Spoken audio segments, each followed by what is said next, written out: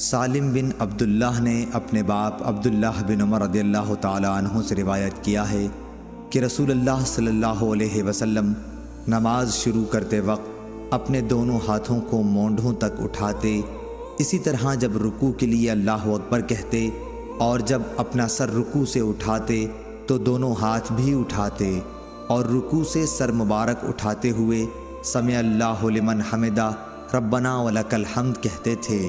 سجدے میں جاتے وقت رفع یدین نہیں کرتے تھے۔ صحیح بخاری حدیث نمبر 735۔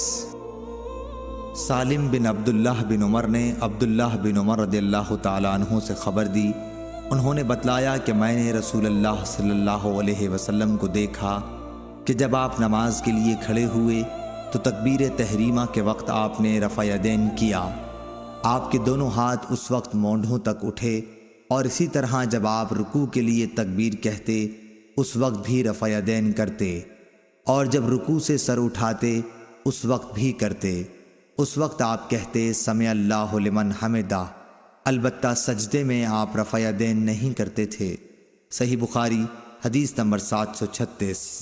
عبداللہ طحان نے بیان کیا خالد حذا سے، انہوں نے ابو قلابہ سے کہ انہوں نے مالک بن حویرث صحابی کو دیکھا کہ جب وہ نماز شروع کرتے تو تکبیر تحریمہ کے ساتھ رفع یدین کرتے، پھر جب رکوع میں جاتے اس وقت بھی رفع یدین کرتے، اور جب رکوع سے سر اٹھاتے تب بھی کرتے، اور انہوں نے بیان کیا کہ رسول اللہ صلی اللہ علیہ وسلم بھی اسی طرح کیا کرتے تھے۔